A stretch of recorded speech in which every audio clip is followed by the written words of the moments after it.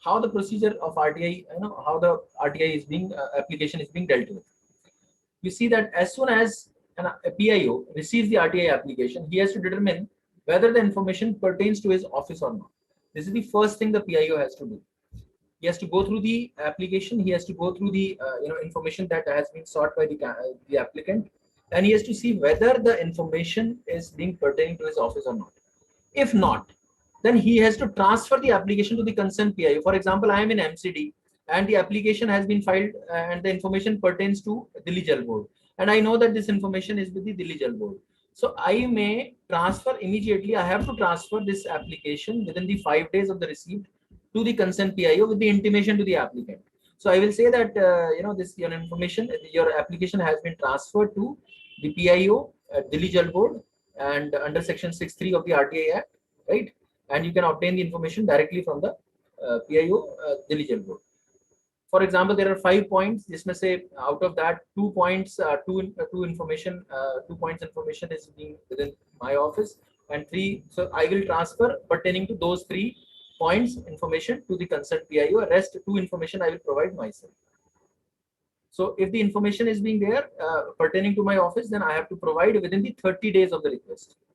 So within 30 days. And if the any information is there which concerns the life or liberty of a person, if somebody is in the prison or somebody is going to be held up, then within the 48 hours, I have to provide that information.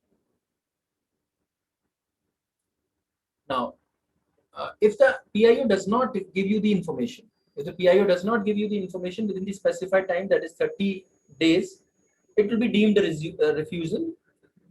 And applicant has 2 options.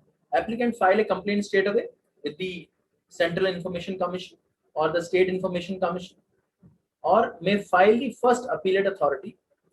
May file the complaint to the first appellate authority. See, there is a PIO in the department.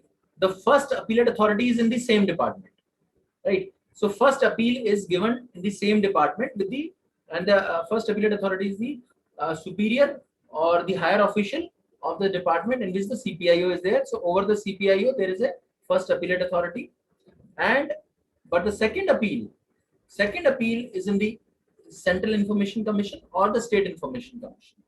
So up to first appeal it remains within the department, but second appeal goes with the State Information Commission or CIC.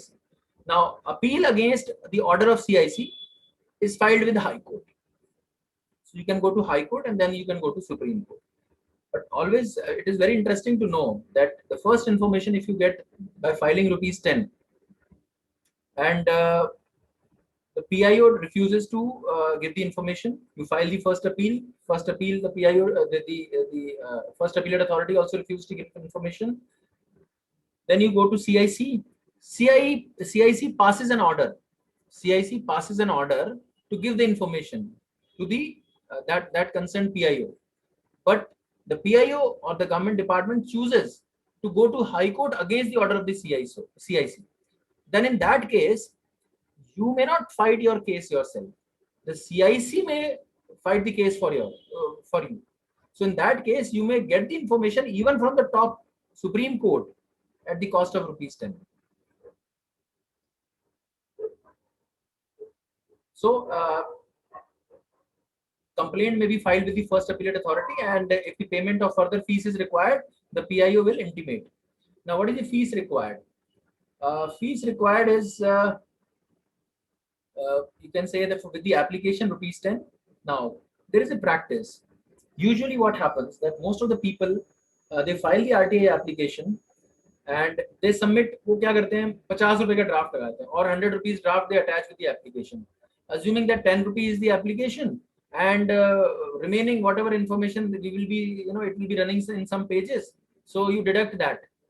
So there have been cases of CIC and the PIOs, they take the advantage of this and they return the RTA application. As the CIC has given an order that PIO is not bound to maintain the accounts, that ₹10 have been adjusted against your application, and then ₹2 per page the application information is there. So it was in 5 pages, so 10 there, ₹20, so ₹30 has been there. So now the PIO has to return those ₹30. So he will go to make a draft or something and will get your money transferred. So PIO is not bound to do that. So what the PIO usually does, they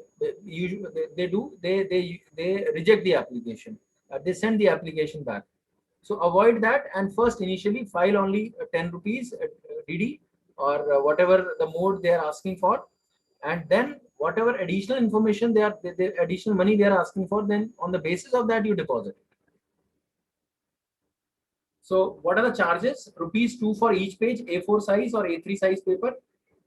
Actual charge or cost price of a copy in larger size. If you need a, for example, you're looking for the maps, then whatever the actual charges will be there, they will be charged. Sometimes you can ask the models also. So you can whatever the copying of the models, or they are the actual charges you have to pay.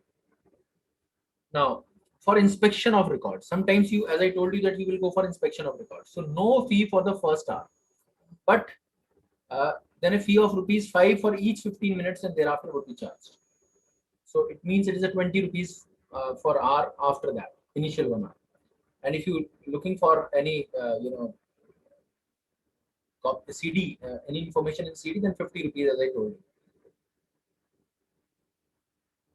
Now, the interesting thing is that no fees is taken from the person below poverty line.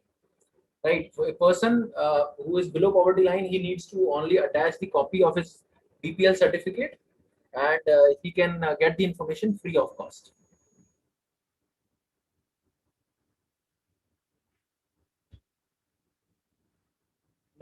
Now we come to exemptions from disclosure of information under Section 8. That when can PIO reject or deny the request for information? That is given under Section 8(1). Now, Section 8(1)(a), Section 8, subsection 1, clause A says you can deny the information if it pertains to national security. Now, if it pertains to national security, you can see that now what is national security. Basically, it is very subjective. If you feel that it is something is going to disturb the national the security, or it can lead to riots or and all that, then they may deny. For example, there was a Union of India versus Central Information Commission case where the CIC orders that you disclose the information, but the government didn't disclose. The information was the letter sent by former President of India, K.R. Narayan, to the then Prime Minister, Shri Atal Bihari Vajpayee, between 28th February 2002 to 15th March 2002, relating to Gujarat rights, which was sought, which was denied under Section 8(1)(a) by the CPIO, and denial was upheld by the High Court. So Delhi High Court said that yes, it was rightly denied because it will disturb the national security. Now, 8(1)(b), any information which will lead to contempt of court will also be denied. Then 8(1)(c), any information the disclosure of which would cause a breach of privilege of parliament or the state legislature. You can see that member of parliaments are given certain privileges, certain immunities. So any such disclosure of information will have the breach of parliament, or the immunity provided to the member will not be disclosed. Now, trade secrecy. Trade secrecy ये हमारा बड़ा important है university में, since pertaining to question answer sheets and the examiners. So information including commercial confidence, trade secrets, or intellectual property, the disclosure of which would harm the competitive position of third party, unless the competent authority is satisfied that larger public interest warrants the disclosure of such information. Now, Section 8(1)(d) is pertaining to trade secrecy. For example, details of loan accounts, valuation reports of immovable assets, you are filing with any bank or something like that. So you try to file an RTI with Punjab National Bank, and you just try to find out that how much money, how much loan was given to apart from Mehul Choksi or Nirav Modi. So they may not give you the complete information, or they now, since the public interest is being there, so PIO may give it. But if usually you say that try to find out that how many loans have been given to the corporates and all that, they may not disclose it. There was a case where the candidate filed an RTI the UPSC, and he asked that disclose that how the moderation is being done, how the scaling is being done. So they refused to give the information under section 8(1)(d). So this is what the trade secrecy is being there. You can see that there was a case of Institute of Chartered Accountants of India where the disclosure of question papers or the model answers given to the examiners were asked, and it was refused. The CA Institute refused that we may not provide that as it is a trade secret.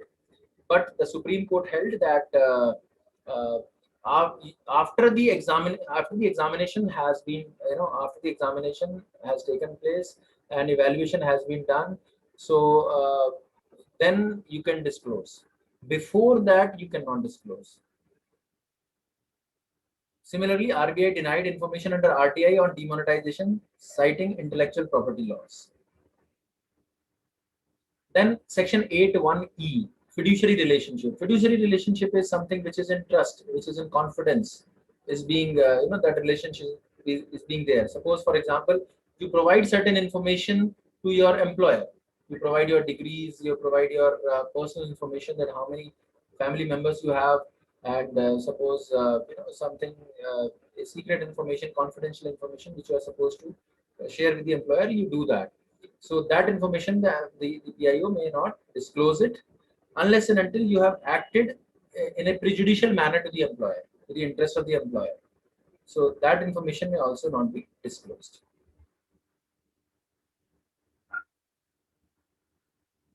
Then section 8(1)(f), information received in confidence from the foreign government. So any information received from the foreign government in the confidence may not be disclosed. So it is need to be noted that section 8(1)(f) covers information received in confidence from foreign government, but it does not cover the information communicated by the government of India to foreign government.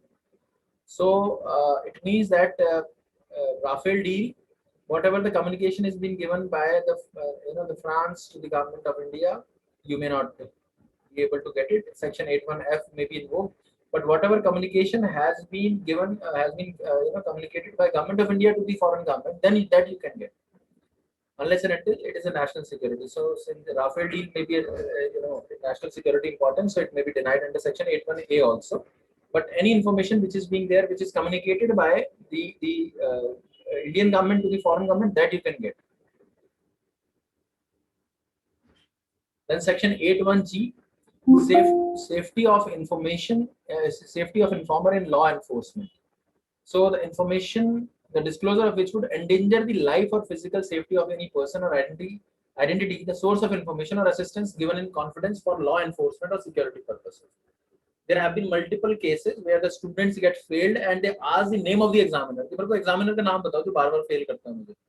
So the PIO may refuse to disclose the name of the examiner, citing section 8(1)(g), because if we disclose the name and address of the examiner, then the students will reach straight away there, and they will have a different kind of examination. Then section 8(1)(h), it is related to investigation, information which would impede the process of investigation. For example, if any case is being going on, and if you file the RTI with the police, and you seek that give me the copy of FIR, or of in the other case, or the statement of the accused or the witnesses that you have taken, so they may not give you that information, as they may say that it may impede the investigation, right? They may produce before the court, and once the court decides and punishment is being done, then after that you can do it. So it means that you can get the documents on those cases where the investigation has been completed.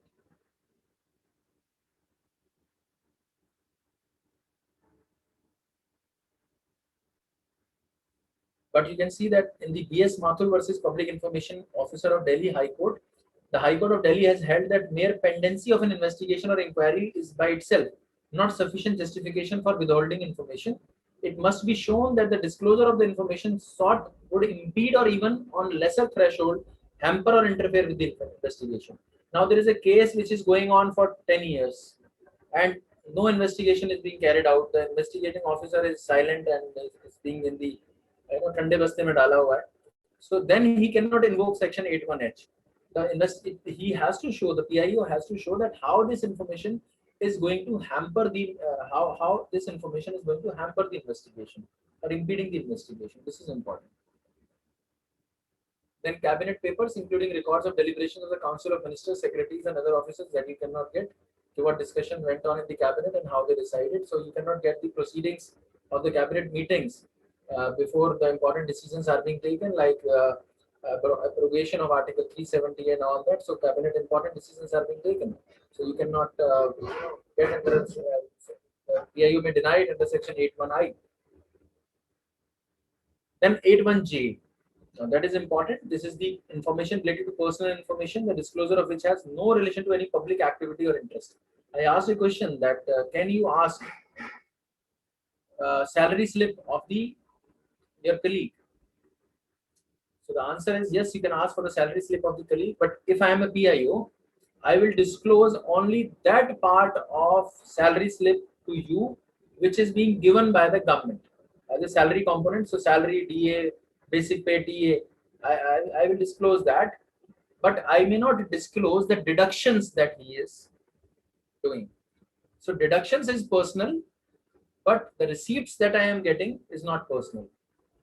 That is given from the exchequer of the government. So that has to be disclosed. But the deductions that you are making from your salary, contributing to any, so that is your personal information. So there have been the cases where the wives have filed the RTI to seek the salary slip of the husband, and the PIO has disclosed only the salary but not the deductions. Right. So it is very important. So personal information cannot be disclosed, but PIO has a discretion in that. PIO the law gives the discretion to the PIO that if he feels that there is a basically he has to weigh his two things. First, the public interest, and second, the privacy.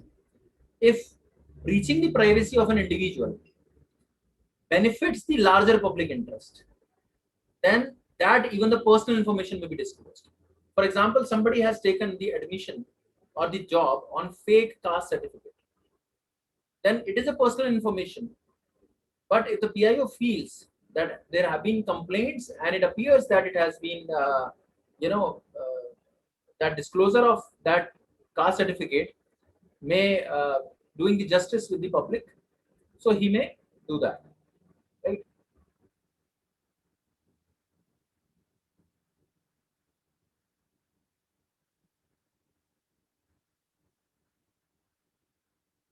So further, section 8.2 provides that information exempted under subsection 1 or exempted under section Official Secrets Acts can be disclosed if the public interest is in disclosure outweighs or overweighs the harm to the protected interest. So अगर चार लोगों का interest है, 4 people are being information is to be disclosed about 4 people, but if Mehul Choksi, Neerav Modi, Vijay Mallya, they cannot get the exemptions under these, because you can get any information about them now wherever the public authority will be there, because their disclosure of their personal information is much lesser than the public interest that it would serve, the disclosure of the information. So that you can do. So what is not open to disclosure? Section 9 says infringement of copyright. Without prejudice to the provision of section 8, a central information public officer or state public officer, as the case may be, may reject a request for information where a request for providing access would involve an infringement of copyright subsisting in a person other than the state. So if you are asking me to provide information which will infringe a copyright, which I am not the mere paas hai nahi, but if I go for that, it is the copyright of someone else, right? You're asking for a formula, you're asking for a composition. For example, in Medical Council of India, you file an RTI and you say that give me the composition of this, the vaccine which has been made. I may not disclose it because it will lead to infringement of copyright. So what is not open to disclosure? Voluminous information. Section 7.9 may be used to disallow voluminous information, and in that case you may, but still in that case you may ask for the inspection and the selected information may be given. So what can be disclosed under RTI as far as Delhi University or university teacher is concerned? Teacher's attendance sheet you can take, teacher's research papers, books, papers presented in seminar or any other document on the basis of which she or he has claimed the API points. It is very important. You may not, you may claim API points, you may get promotion on the basis of those documents, but you cannot say that these are my personal documents, I may not disclose it. Once you have given to your IQAC, once it has been assessed, you have taken the promotion, they become the public documents, and anybody can take those research papers, those books, those papers you have presented in the seminars. As I told you, teacher salary except these are deductions. Minutes of the meetings held under his convenership. So whatever minutes you have, made under your convenership, the public can or anybody can get the documents, those documents, and any other document which has been submitted to get the monetary or other any benefit from the employer. So you have claimed anything, right, and get the benefit. So that can be disclosed.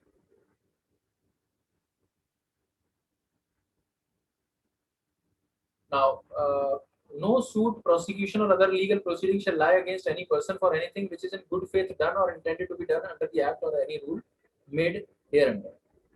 So, if anybody is having the right intention, so he cannot, the applicant may not be prosecuted for that, right? So, it means that if you file an RT in your own department, your department should not file a case against you if it was done in the good intention. So first appeal is done to the officer immediately to the senior public information of senior to public information, first appellate authority, 30 days, and appeal to be disposed of within the period of 30 days, extendable up to 45 days. So 15 days grace period is there with the first appellate authority. This is only internal. As I told you, the second appeal goes to the CIC or SIC within 19 days, 90 days of the decision of the appellate authority. So this is the external which goes with the CIC or SIC.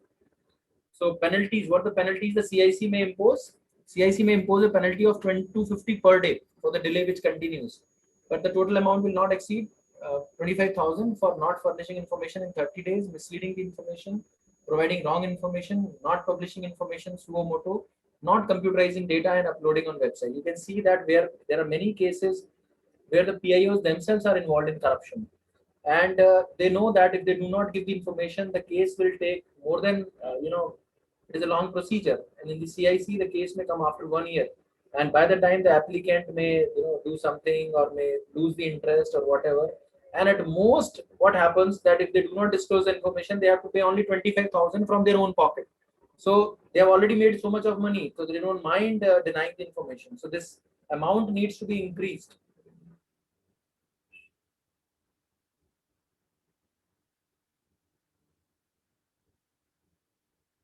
So, but the important part is that they can recommend disciplinary action against the PIO. That is important. This is little deterrence apart from the financial penalty which is being there.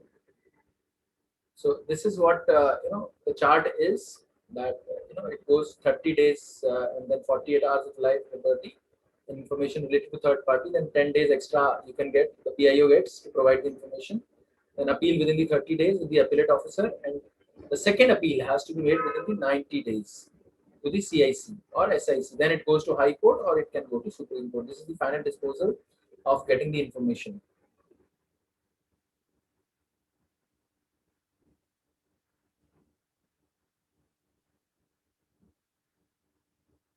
Now, overriding effect is there. Section 22 RTI Act have the effect notwithstanding in anything inconsistent therein contained in the Official Secrets Act, which prohibits the officers to disclose the information, and any other law for the time being in force or in any instrument having the effect of virtue. In simple sense, Section 22 says that RTI Act will overshadow any other Official Secrets Act which debars any disclosure of the information.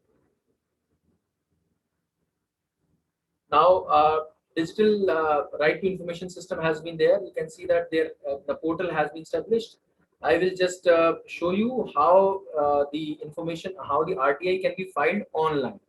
So now there are two things. Those any the bodies which are central government bodies, the public authorities which comes under the central government, there is a a different portal, and the state governments have a different portal. So you can, I will just show you how this.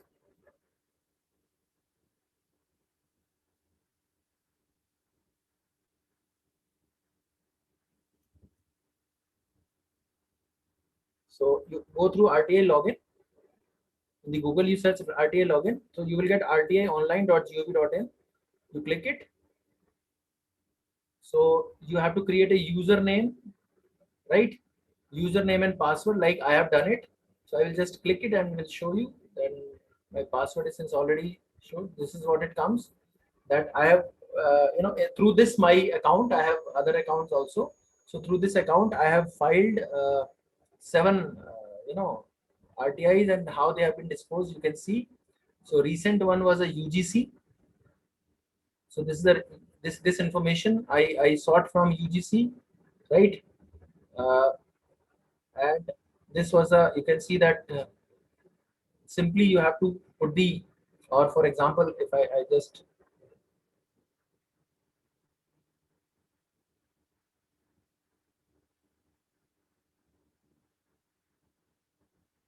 yes, if I have to submit a request, I will just click a submit or request, right? And then I will click this. I have read and understood the above guidelines, submit it, select the ministry, department, apex body. Suppose I want to file an RTI with the University of Delhi.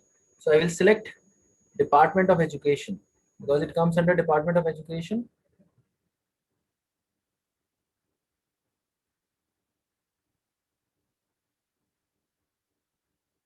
Now, Ministry of Education, basically, Ministry of, they have not Ministry of,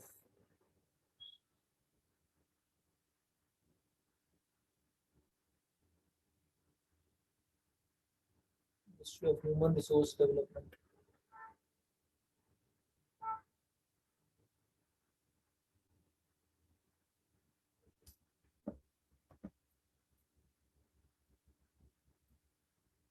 Department of Higher Education. Here it goes, Department of Higher Education. The moment you click it, you will get all the universities, right? You will get all the universities, IITs. You can get information under RTI Act from everywhere. Now, University of Delhi is like here. So you click it. Now it says that your application will be filed with PIO. You say okay. Your information is already pre-filled, and is the applicant below poverty line? You say no, right? And there you can file. You can type the PIO, whatever you want to say. File. You can file the all the details you want. You can have a, you can attach the file also, the supporting documents, if you want to see that what is the status of this, you want to know. And you this 648317, this is the code that will be there, and then you will be uh, taken to payment. So you can go for internet, or they have a pre-filled rupees 10. So internet banking or through debit or credit card, right? So like this, you will be able to file. Now, suppose after that the reply comes, then you can go for first appeal. You have to go for first appeal. First appeal also goes with the, but here the different, you already have the RTI registration number through which you want to file an first appeal, and this is how you can do it. So so this is how you can see that I have filed these this, and the status is that request is being disposed of. Let's see what the reply was there. And reply was there. I this was the my queries which I filed with UGC regarding promotions. The category 2 and 3 combined score 150, which was there, and you can see that this was a reply to 124, which was very vague reply, which was given, which was not the right reply. So I filed appeal, first appeal. The first appeal, the different type of reply was there. Now I am filing with the, I am going to file with the second appeal with the CIC. So we'll see that what will come out after it. So similarly, you can file with the Delhi government. So Delhi government also has the same kind of a portal, but there you need to register like RTI Delhi, in the form of RTI Delhi. So this is what RTI online, and this is what submit request. Or you can say that the same institutions are coming here. You can what all are under Delhi government. You can click it, like Lieutenant Governor Secretariat.